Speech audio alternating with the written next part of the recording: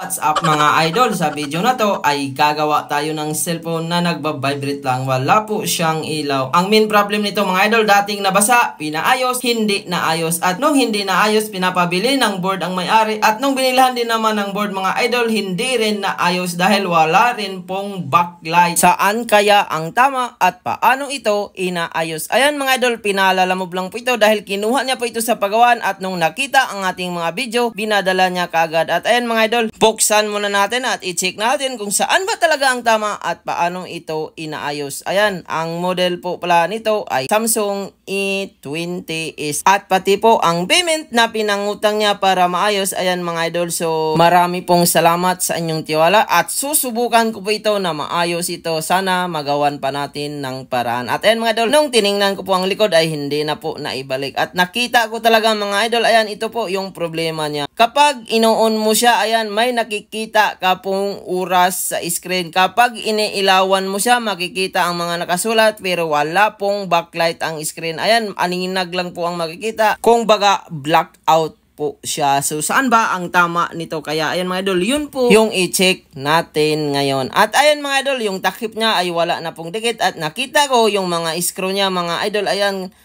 kalawang na po siya. So, possible na nabasa po ito dati. At bago na ang board na nakakabit dito mga idol, wala pong ilaw. Dati naman daw walang power at pinabili ng motherboard. Nakabili naman siya ng motherboard. Nung dinala niya sa pagawaan na hindi rin naayos at kinuha na lang niya kaagad. At ayan mga idol, tanggalin natin lahat ng screw at mag-shoutout muna tayo rito. Ayan, lahat at sa lahat ng ating viewers na nanonood, shoutout po sa inyong lahat. At sa gustong magpa-shoutout, comment po kayo sa video. At ayan mga idol, nakita ko po ang pinaka motherboard, meron pong sticker. Napakaganda po ng motherboard niya, bagong bago. At kung napapansin nyo naman, yung frame niya, mga gilid-gilid ay nangalawang na po. So dating board dito mga idol ay hindi na po niya pinadala. At nakita ko po mga idol, yung pinaka flex ng LCD ay kinakalawang na. Ayan, kung napapansin nyo, yung battery niya sa ilalim nangalawang na. At yung connector niya mga idol, nasunog na po siya. At kung napapansin nyo naman, yung connector doon sa motherboard ay napakalinis. Kaya ayan, para malaman natin kung saan ba talaga ang sira, i-testing po natin ng bagong LCD.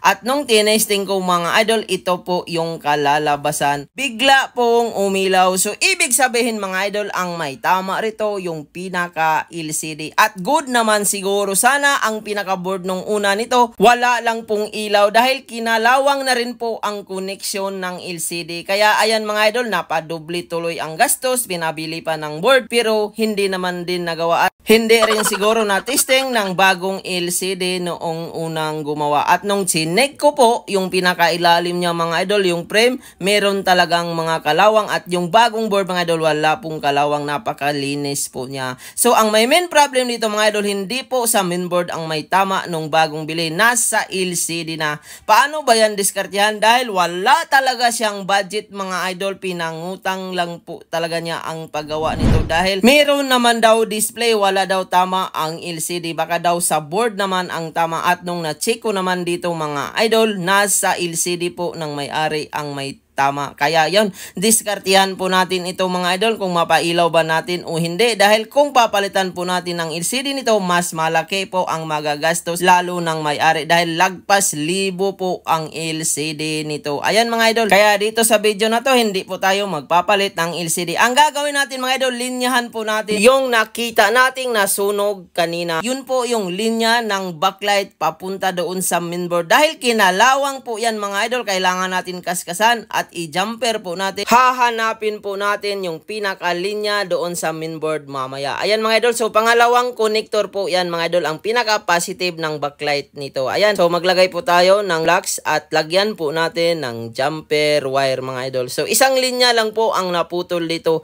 dahil meron po siyang display. So ibig sabihin mga idol, yung pinaka-linya ng backlight, yun po yung natamaan or kinalawang. Kaya hindi na pailaw ito. So possible mga idol, yung dating board nito, ang problema ay linya lang. Kaya mga idol, kabisaduhin nyo po ang pinaka mga linya ng lights para hindi kayo mahirapan gumawa at hindi na rin gagastos ng malaki ang mga nagpapagawa. So kagaya nito, binilhan pa ng board at hindi rin naman naayos. So sasakit talaga ang ulo. At ayun mga idol, hinahanap ko po yung linya. Unang konektor nito mga idol, wala pong palo. Sa pangalawang konektor, meron pong palo kagaya niyan mga idol. So dito po natin itap ang jumper sa may mga pyesa. So linya din po yan ng backlight mga idol. Kaya ayan, gumamit po ako dito ng schematic at ito po yung sinundan kong picture. Ayan mga idol, maliwanag pa sa sikat ng araw yung orange mga idol. Kaya dapat mga idol, bago kayo gumawa ng mga ganito, dapat marunong din kayo mag-tester ng mga linya at magtingin po kayo, meron po itong mga solusyon or meron itong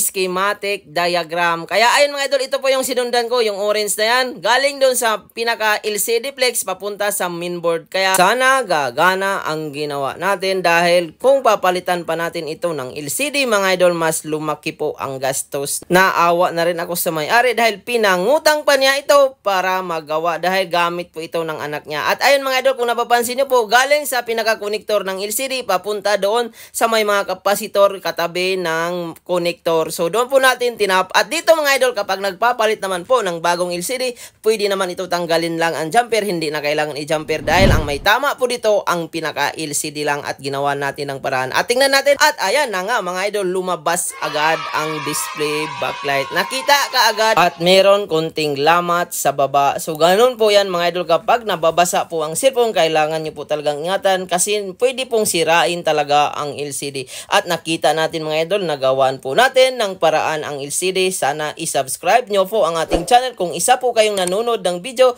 or gusto nyo matuto gumawa ng mga ganito, pwede nyo isubscribe para bawat video na mapapanood nyo ay makakuha po kayo ng idea kung paano ginagawa. At ayan mga idol, so iayos po natin paglagay ang jumper para hindi po mapuputol pag ilapat na natin ang back housing. At mga idol, wag po kayong kukurap, tingnan po natin kung nagnormal na ba ang LCD nito, nagka-touch na ba dahil nabasa din po ito. Kaya mga idol, lagi kong sinasabi, kung isa ka sa mga viewers ko na nanonood palagi ng aking mga video, ang pinaka-tips ko sa inyo, iwasan nyo talagang mabasa ang inyong cellphone dahil pwede talagang sirain. Kung hindi man ang motherboard, pwedeng sirain ang LCD at mga parts at malaki ang gastos mo. Lalo na kung may mga mahalaga kang files, kailangan nyo pong ingatan mga idol. Ayan, ibalik natin lahat ng screw at sa mga gustong magpaayos ng ganito, mag-PM lang kayo sa ating FB page, Chulfon TV Official New Feed. So, pwede po kayong magtanong at mag-inquire. Libre lang po, wala pong bayad.